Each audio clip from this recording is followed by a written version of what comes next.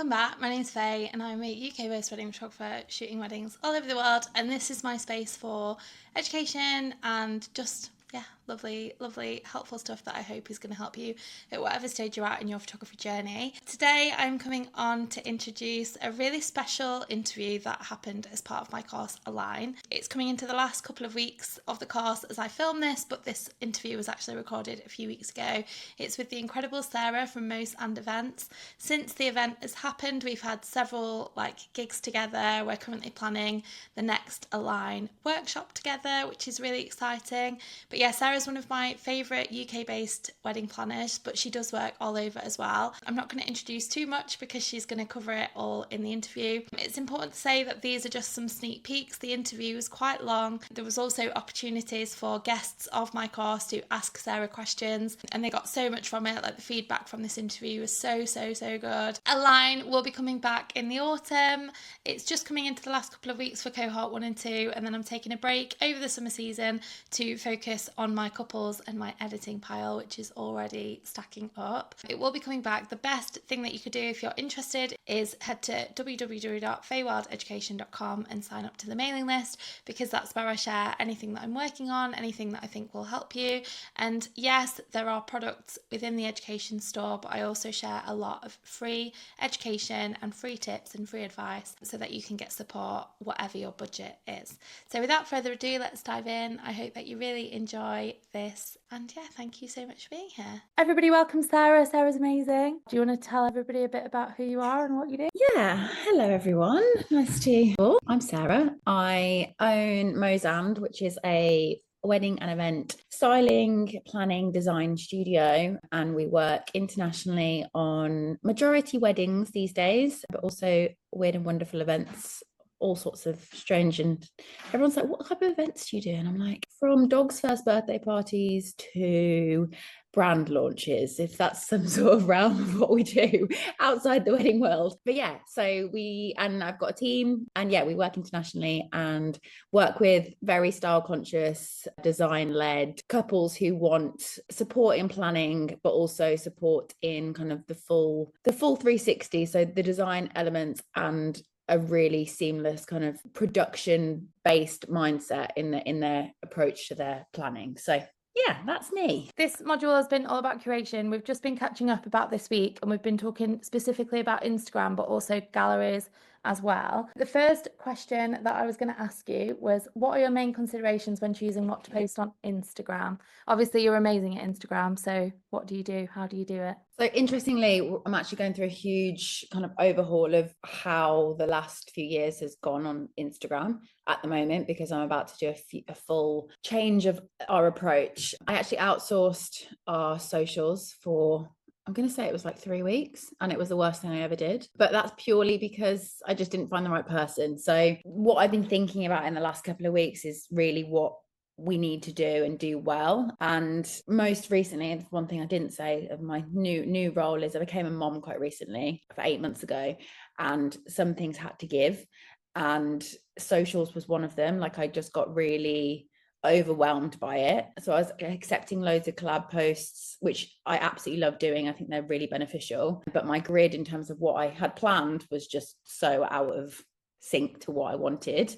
So in the last couple of weeks, and what is coming now, is a real focus on figuring out what do my potential clients and current clients, what do they want to see? Understanding that, like, they want to understand what we do quickly, to really align with kind of the vision of, does my style and their style match? So I want to put out things that I want to attract back. So the aesthetic of everything is really important, always has been, but even more crucially now. What makes me excited, I would say, is like the first thing I think about is like, what I go through a gallery and I'll be like, okay, what's exciting me in this? So if it's exciting me, hopefully it's exciting them. And then, like, being a cheerleader, I absolutely love if there's something that a supplier of mine has done, or someone shot something beautifully, or I'll always shout that out. So if there's something I think's been done really well, like maybe it's a flower installation, maybe it's a photographer who's like nailed it, maybe it's a band that were epic, like I will shout and scream about them. So yeah, there's a few touch points, but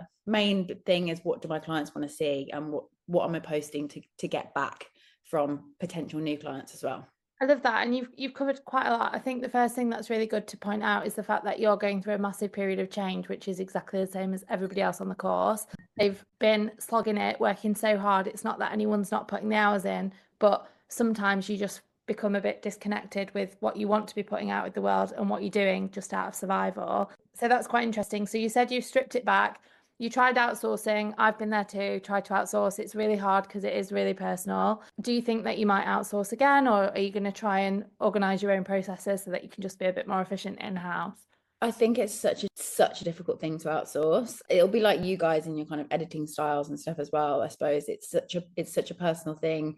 What you want and see with your own eyes might not be the same as what someone else does. And I thought I'd briefed this agency, like my briefs are extensive. I thought I'd briefed them to like every inch of its life, and they just didn't get it. And they didn't have it's just the care. Like as much as they want to care, they can't care about everyone. So it's the care of like really getting across what you're trying to say. And I signed things off thinking that it was going to go out as we'd gone back and forth and signed things off, and it'd go out with spelling mistakes in it and images that weren't quite cropped properly, or just those tiny little details. So no, to answer your question, I don't think it's something I will in the near future, in the next year, will be outsourcing again. I think it's something that needs to be done internally, especially probably by me, not one of Yeah, the. and the thing is as well, it's like they say, don't they, when you've got staff to always expect 60% from whoever you've got, they're never going to do things because we expect us from other people, and that's where the anxiety happens because no one can ever do what we do.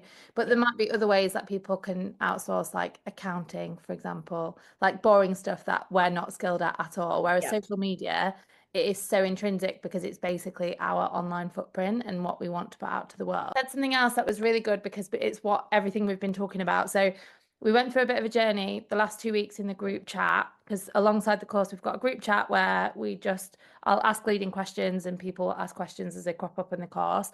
And I think in the topic of curation, everything started off about the visuals, which is important, the aesthetic. But as we've gone through it, there's definitely been a shift. And I've definitely intentionally tried to remind people that while the aesthetic is important, it'll only connect to a certain level. And often it is quite surface level. The stuff that connects on a bigger level is emotion or vibes. yeah. You mentioned then the band. I know the music was really important to you at your wedding. You mentioned flowers. Flowers are like a natural, organic thing. Nature makes us feel something. It's intrinsic. What other things make you feel something? Like what images are you currently being drawn to as you start to plan your grid moving forward? Family interaction, I think, is crucial. I know Faye, you do that so well, but for me, looking back at a gallery, and if I think it's been nailed, if one, all the details are done, I love the details, but if there's like those little family interactions or a handhold of a couple that's like so intimate between the two of them that no one else probably has seen apart from the photographer and them. So interaction, really natural interaction, I think is crucial and something I love. I immediately feel something when I see that. So that's something that I would love to put out. Obviously, it's a challenging one because some clients that don't want those family moments shared, but equally, if they're happy to, I think they're beautiful to be shared. Flowers, I think, as I said, really like I think it tells the personality of the entire wedding, what the flower like vision has been. Entertainment as a whole, so it might not be musical, it might be something else, whether it's like watercolor sketches of each guest member, whether it's personalized notes. Those like stationary moments I think can be really precious and tell a lot about the couple as well. So if they're really loving, like quite highly emotional people, they tend to do some lovely little touch within the wedding, which I think is really, again, nice to share. But it's just those little details, those little extras that if you're just looking at a big wedding on its forefront, you might not notice them, but they're the level deeper. But we can get the blinkers on, and I know that you love stationery and you love flowers and you love music, and you put a lot of that out. So you naturally get couples that like the entertainment, that like the flowers, that like the stationery. Stationery is niche. Obviously, I'm an ex-stationer, so I really Yeah. appreciate it. I share a lot of stationery, but not everybody else will. So again, it's that power of like whatever you put out, you're going to attract more of. So if you're not obsessed with it, you're just attracting more of the same work that you're not Mm-hmm. happy with, and that's when you get burnt out, isn't it? When you Yeah, for sure. create for the sake of it rather than something that you connect with. So in terms of website as well, like your website, you're in the process of redoing your website as well. Like what sort of things are you prioritizing as you go through this transition with your website? So the main Instagram's brilliant, obviously, for a snapshot, but especially for planning from my side. And it will be the same with you guys. They don't get answers for the questions that they have. So it's like, what are the actual services that you offer? And I want that to be quicker. I think at the moment my website's way too wordy. There's way too much information in there. So I want a quick snapshot in a really detailed way, exactly what we do, so they can get all the answers they need. And then if they're sold and they're interested, then they're going to inquire, and I've just got them a little bit further down the line. And then again, imagery, really kind of honing in on the weddings that I've absolutely adored working on and screaming and shouting from the rooftops about them, and having a really diverse portfolio of all the international work that we do from the UK to everywhere else we've worked, just to make sure that no matter where people are from, they know that we're kind of open to working wherever. So I think that's the main focus going forward. I just wanted to share a quick hack. I don't know if it's come up yet in Align 2, definitely did in Align 1, on how you present your best work to your couples, your blog. I go through, I mentioned it earlier, 50 to 70 pictures on average from every great wedding that I want to share, and it's on my blog. That's where I share my portfolio. Scrolling for ages and ages and ages, because most people are viewing your websites now from their phone. If you're going like this for ages, they've switched off and they've disconnected. If you've got any galleries on your website, they should be slider galleries, but you should have links to your blog. And then the good thing about blogs is that every blog is technically a different page. So you might have like the wedding that we did, Nora and Rob in Tuscany. I've actually done 3 blog posts for their wedding now because there was so much going on. One focusing on like candids, one focusing on the fact that it was a fusion wedding because he is from Las Vegas, she's Lebanese, and they had a fusion wedding. So again, whatever your brand values are, you can focus on that within the blog post, but each different blog post will bring more people in, which is great. But yeah, don't have pages with the galleries. Do each gallery as a blog post because it's just better for SEO. And that's just a little quick hack for everyone. So obviously you're a stylist, but you're a planner. That's your main job. You like to do the whole thing, work with less clients, but make more money, which is what we want because that's better. You're obviously in charge of giving them short lists of suppliers. So if they want a florist, you will go and give them options based on what they want. As you're going through these websites, like what is immediately making you think, yep, straight away I want to work with this person, this would be great for my client, versus the icks that are like, no, this person's not even going to make it to the shortlist? Yeah, if I see stock in imagery, I will immediately click off. Like, will not even give it a second chance, which is probably harsh, but true. I just think you can do a styled shoot. You can be you're probably not going to have that image with a group of photographers, but yeah. No, I know, but like even so, it's gone. Like really cluttered websites. I think I'm going to do icks first. Cluttered websites with no like white space. I think white space is really crucial just to be able to like feel something and really like digest what you're seeing. No information, so you may have loads of images and they're beautiful, but where do you work, how do I get in contact with you, what are you looking for in terms of your work, like what do you want to do? That's a really important one, and easy to find. So like if I click on, can find that information quite quickly, so that I know that I could hire you for a wedding in Greece, for example. That's really helpful information for me. I think what else would put me, something without personality. I think somewhere where you can get a feel for the photography style if we're talking about photographers, but I can't find anything about you. So like just a little anecdote, a story, something that really gives me a kind of feel for the type of personality you are and the type of person you are, I think is really crucial as well. So yeah, they're the things that I'm searching for immediately when I'm clicking on.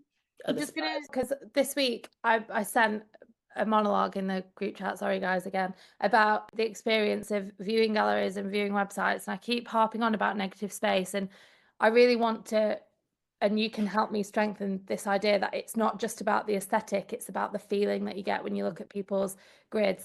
We want people to feel like it's a calm experience working with us. Even if our style, like, I am loud, I've got a big personality, I'm very confident, but working with me is not loud, it's not chaotic, it's very easy. I'm very sensitive to my couple's needs and I'm very gentle with them, like on the morning, and it builds up as the day goes on.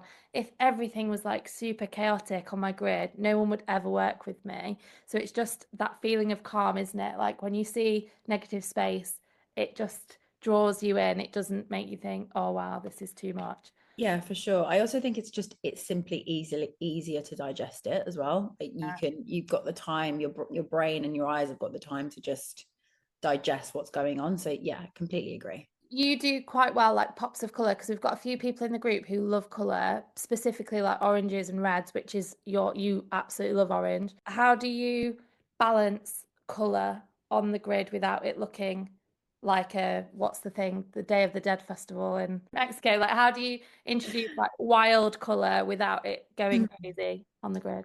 I suppose that is something I'm actually really conscious of when I'm figuring out the grid. I do love a bit of a pop of color. I love working with neutrals, absolutely love it. But I think if you can add color into a wedding, it just shows personalities. I'm just conscious. I tend to, if you go on my grid, you'll see that there's black and white imagery or something really quite neutral. And then the next image will have the pop of color. And you'll find with a lot of my work, the color isn't overbearing anyway. It's like against the neutral backdrop, there'll be some orange flowers, or the stationery will be quite neutral with a pop of something within it. So can I just say, we've not planned this. You're just saying everything that I've been saying all week. seriously. I have not planned this. I've not given her anything to talk about. I'm just sat here like, this is brilliant. At least we look like we know what we're doing. Like, no, I've not paid you to say these answers. You've not said it. You've literally given me nothing. So I was like, Faye, please just give me something to say. Some I've nuggets. just sent her a list of questions, guys. I've not forced her to agree with everything.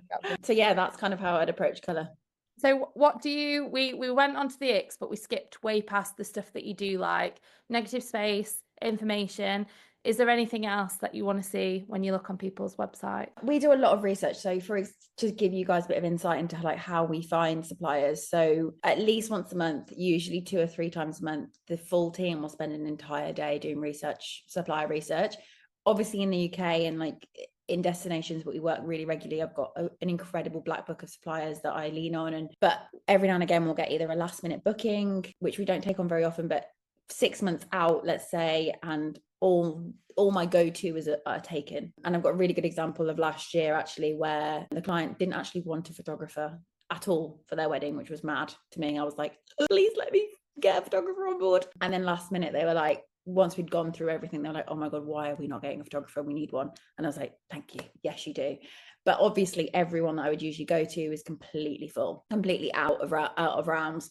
So got on the bandwagon of like, right, like we need to find another photographer who can do this. It was a 5-day event. So it was not just finding someone last minute for one day. It was 5 days. And I was like, I just don't know how I'm going to find this person. And I got, by absolutely crazily, which I think is a really, really good tip for you guys, I got an email from a photographer who had been recommended to get in touch with me from a florist that I'd worked with. So it was just so happened timing was perfect. And I get emails all year round. I get them in February, I get them in August, and you would probably hold off because of sending an email in August, maybe just to be like, oh God, they're going to be really busy, like there's no way I'm going to be able to get through the cracks at that point. But it was just perfect timing. And I immediately went onto her website and I was just like, her work is stunning. It sung to me immediately. She just used texture so beautifully, and I just immediately just felt something, and I was like, okay, this could be the person. And it just so happened she was like, I'm coming back to the UK, and everything aligned. Like it was just like an angel had sent her from above. But on her website, on her website, it ticked all my boxes. Texture was used really beautifully. Color was used, but not too intensely. She used analog. Just her website layout was beautiful. Her socials were great. And she was just a really, really lovely, normal person. And I got a feel for that in her email as well. So I'm, especially with a 5-day event, like the team is so crucial. And I was so proud of the team I put together for that event, that I was like, how am I going to put this one last person in? And she just fitted the bill in every way. So it wasn't just her website. It was like everything else ticked the boxes. But the best tip I can give you is don't be afraid to send those emails in busy periods, because it could be in busy periods, because nobody else is doing it in August, are they? Exactly. And you might jump onto that planner that's actually like, oh my gosh, actually we do need a second person to do this, or I haven't got someone to do that. So yeah, don't be afraid to do that, for sure. It works. Yeah, I love that. Another thing that another planner said as well was that when you said about personality, don't feel like you've got to have a stick up your arse to attract planners. Like most planners are actually really normal people. Yeah. You go in using Queen's English, like quoting Shakespeare, because they're going to be like, who's this crank? I don't want to work with them. Just be 100%. Yourself, like just be normal. 100%. And just show that you've kind of spent the time looking at their work. So I don't know, call out a wedding that they've done, or I don't know, just be really normal and yourself and conversational is the approach that I think it gets through. Yeah. Another thing as well, like I put on about second shooters on my story the other day. I had over 200 responses. It was insane. But out of all those people, about 10 people emailed me as well, even though they'd messaged me on Instagram, and they'd put so much effort into the email. And in the end, I've got people now because I knew some of the people that had reached out, and you always go with people that you know if you can, just for the vibe check. But I was like, oh, these people have made such a good first impression because they've gone that extra mile and like put that extra step in. So yeah, just cementing that. Right. I did say before you came on the call that one of the reasons why I wanted to get you on is because there's a lot of mums in this cohort, or people that even if they've not got kids yet, they might be thinking about it. And I know that it's a bit of a taboo topic because we're self-employed. So everyone feels like you can't be a parent in this industry. You are demonstrating that that's just not the case. Hopefully, like a lot of us are in this group. I feel like we've got some really strong people in here. How has it been since having Leo? Because he was a surprise, guys. He was a happy surprise. I hope you don't mind me saying that. No, not at all. He was planned, but just not for that point. Not that quick. Not that quick. It's a massive blessing, but yeah, I just did not expect him to be arriving on the 3rd of August, which is the busiest month I had in my entire history of the business, never mind that year. So yeah, it was a lot, but he's the best thing that's ever happened, like for sure, for many reasons. Like personally, obviously, absolutely love being a mom. It's the best job in the world, but equally, it's really like put my business into perspective and what really matters, and my time. I think it's such a precious thing that I was so lax with my time previously. Like I would do things, not pay myself properly. I would bend over backwards for situations that weren't worth my time, like all the time. And now I'm really strict with it, and I know what our work is worth. And being away from Leo, I have to make sure that I'm being paid properly for it. So yeah, I've learned a lot in the last year or 8 months since he's been here. It's the most beautifully chaotic thing I can possibly explain. Like that's the best way of explaining it. But I just think it's being a mom, or like if you're planning that route for yourselves, or even if you are moms, like you guys can vouch for this, it's that it's not going to be the same on the other side. Like I was so flexible, so I could be so like blasé about how things worked or what I did. I could hop on a plane one day and be back the next, like it would be fine. Whereas now everything has to be planned out, and your priorities change completely. Like my business was my baby, like fully my baby, and it was my bread and butter. It's all I cared about really. Whereas now it's number 2. It has to be number 2. So yeah, I just think my energy. To be ashamed of either, because no, we're not. It's hard, especially for women. There is a boy on the course, but he's not here, so you know it can just be a girl gang tonight. It's great. I feel like I've always been one of the hardest workers in the room, and when I decided that I wanted to have Frank, I felt like I didn't tell anyone about it, because it was almost like as soon as I admitted that I wanted to be a mum, that almost made me not a serious businesswoman anymore. And I remember when I started my stationery business, which is what I did before wedding photography, I never spoke about him because I almost felt like people would think that I was going to be shit at my job or unreliable, or because we'd just grown up with all of these things, that the mum's at home washing up and she's got 10 kids around her and she's feeding them snacks, and that's her role in life. And like I feel like it's great. Hopefully we're making it really clear that you can still be a boss bitch. Like for sure, it's so important. I just think the best thing you can do is understand like what your finances when children's come along completely different as well. Like understand what your finances are, so that you know if you're not taking something on for your child, you can make that up in the way that you need to. And I just think, yeah, as you said, Faye, it's like it's the best job in the world. It's hard. God, the juggle is real, but yeah, we're making it work, and it can be done. It can be done. Just for 5 minutes, and we won't spend too much. We will go back onto curation, but I feel like it would be really helpful for some people in the group to talk about the practicalities. So you found out that you were expecting, you were going to be due in the busiest season. So naturally, if people are thinking about having more children, they might try and time it for the down season, or to be pregnant in the first trimester in the down season in case of sickness, blah, blah, blah. Once you found out that you were going to be pregnant and due in August, how did you organise your calendar to put support in place for that to happen and be okay? Because you not only survived it, you did amazing. So what did you do? Panicked for a little bit, obviously. A lot. I was like, oh God. And then just built my team. So it has been an absolute blessing. So I had one permanent member of staff at that point, and she's fab, always has been fab. But I was like, this is far too much for her to take on alone. So I needed to build the team out. So I put ads out, I put things on socials, and then I ended up, you guys will have similar Facebook groups, but there's a world Facebook group that I've been a part of for years and years, even before the business existed. And I put a job ad basically on it to say, I've got X amount of weddings. I really need some support. It's basically a second hand in everything that I do this summer. And I got 160 applicants. Flex. In like a couple of days. And I was like, oh my God, I don't have time to do my work. Never mind go through 160 applicants. Anyway, went through them, sift through them, and found like 5 or 6 really, really, really good applicants.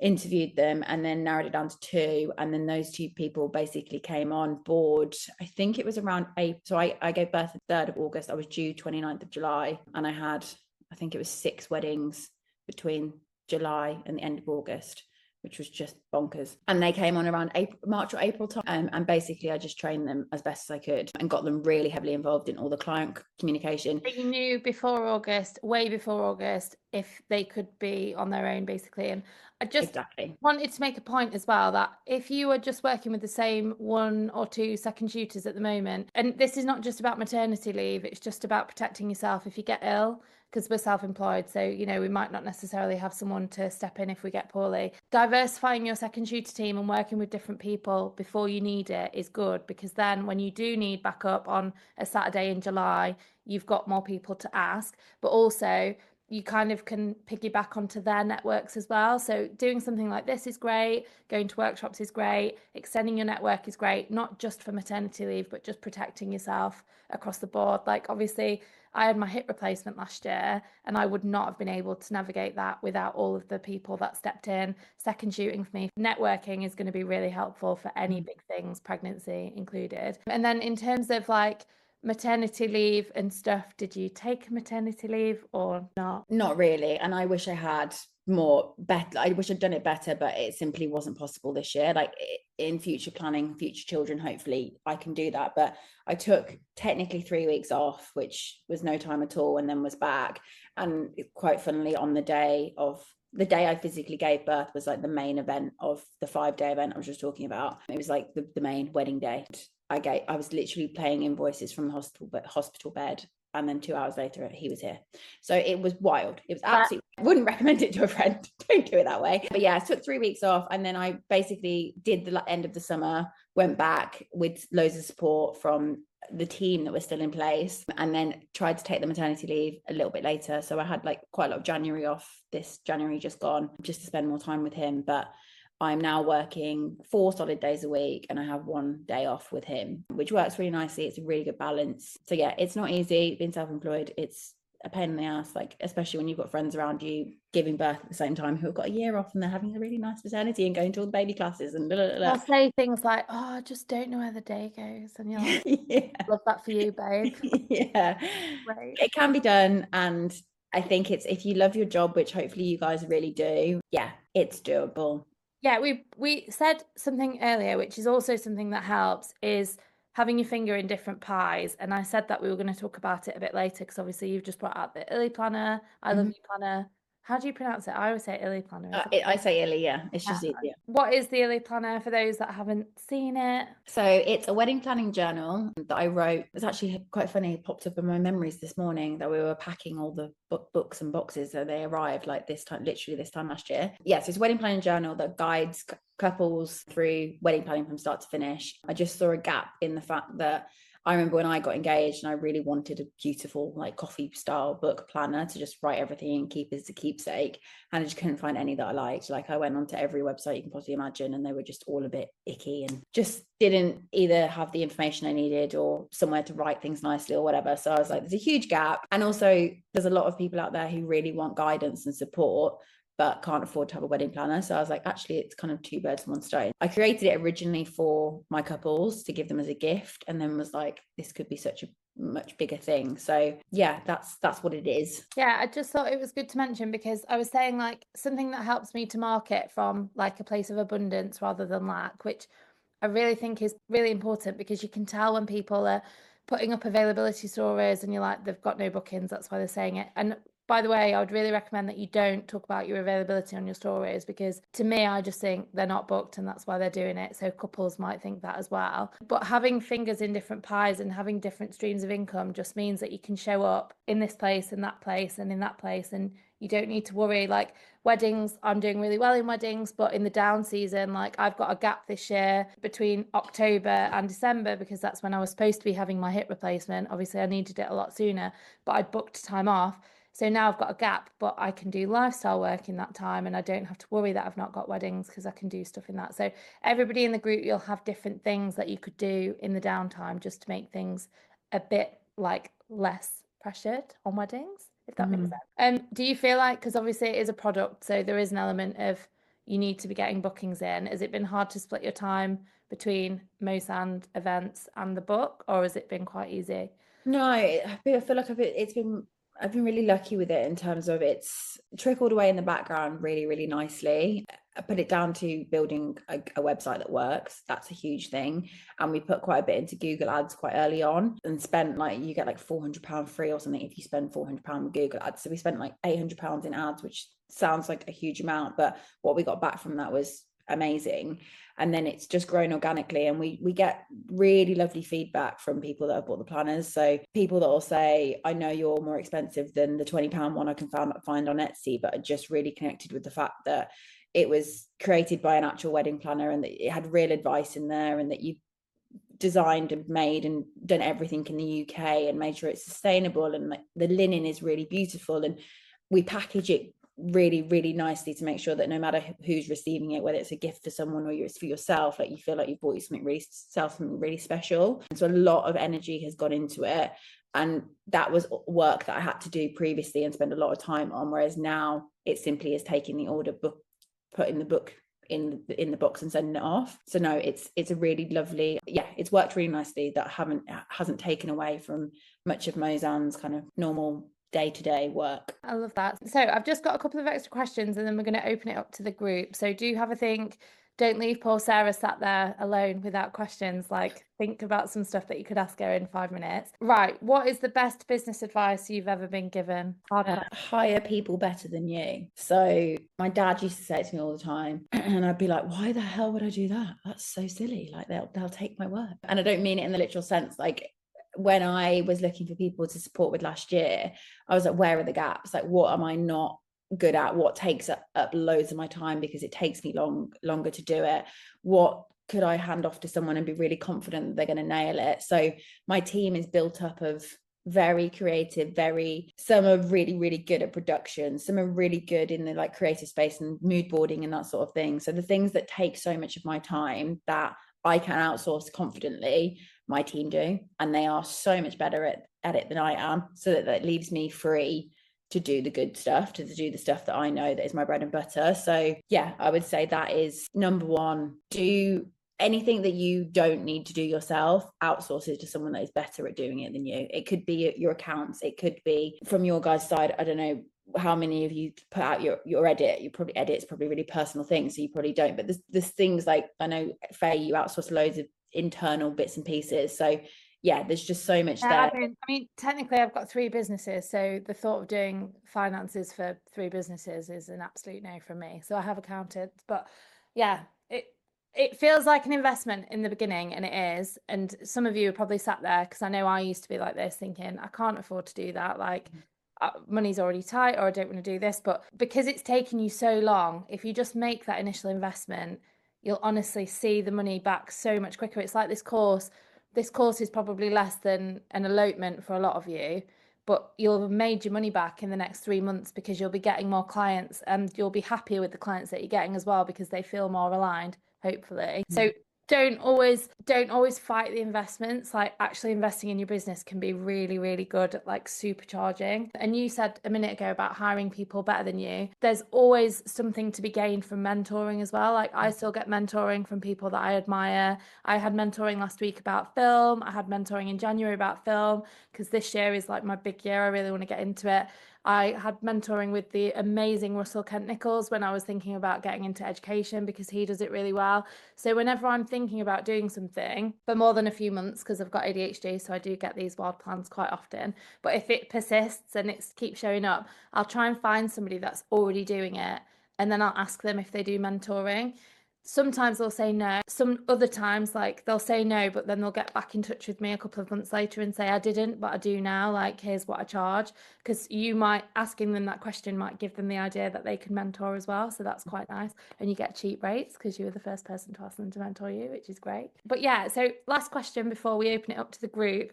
You obviously get really high paying clients, but that didn't happen overnight. Like, what practical advice can you give to the photographers in the group to start getting bookings that are more sustainable rates wise?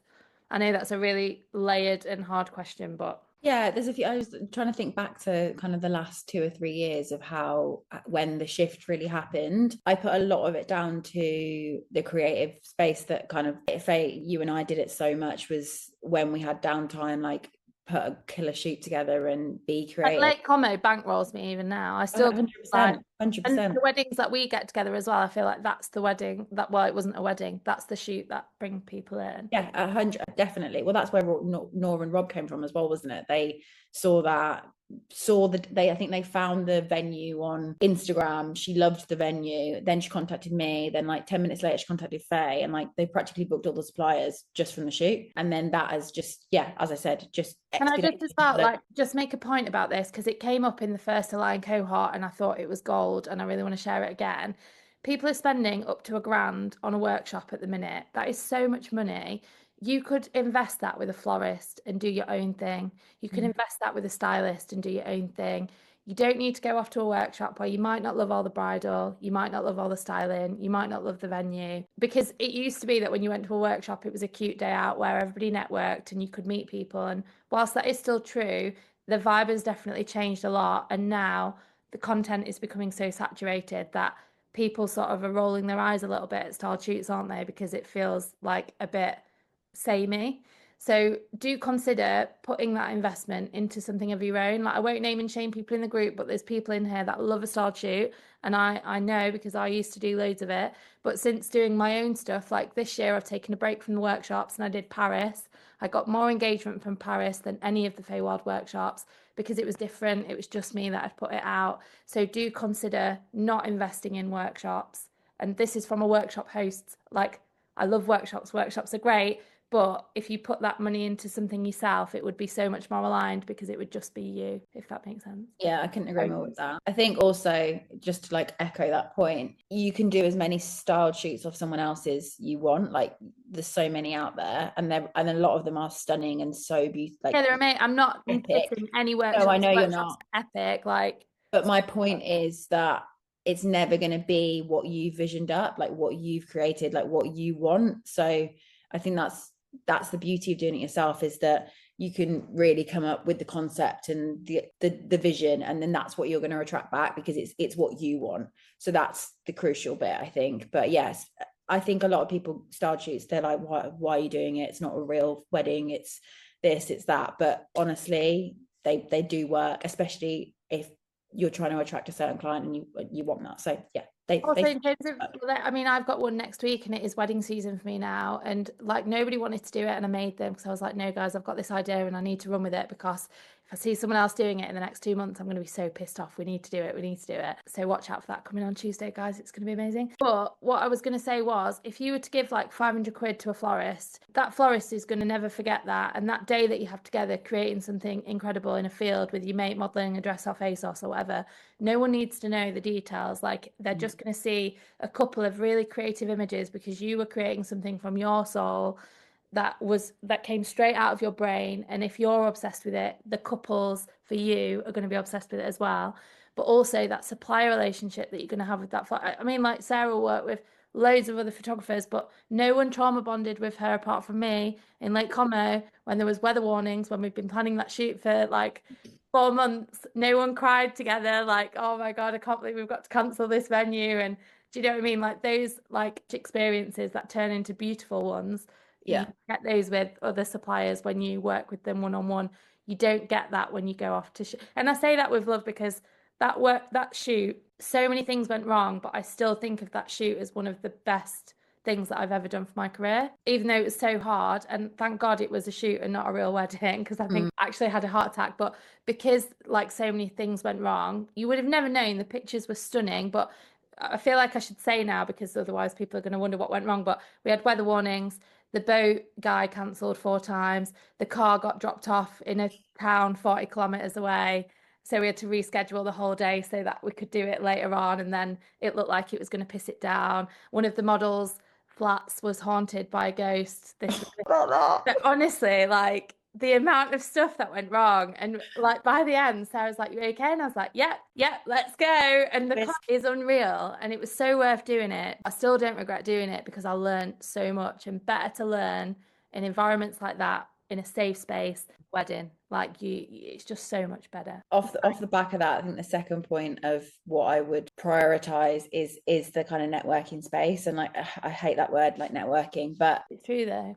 it is true. The best way I've found, and things that I find really valuable when there's photographers reaching out to me, is there's so many times where I would love to kind of get a behind the scenes moment of a big setup of an event, or I would love to get a new headshot, because I mean, mine are so blooming old, you know, just little things that I'm like, actually that would be really beneficial on this particular event, because there's, and it could be the biggest event we've got that year, but there's no budget for that, and or I'm so busy planning everything that's kind of a really last minute afterthought, and I'm like, oh gosh, it would be so nice to have a bit of BTS on this, and getting those little, you know, bits for my business.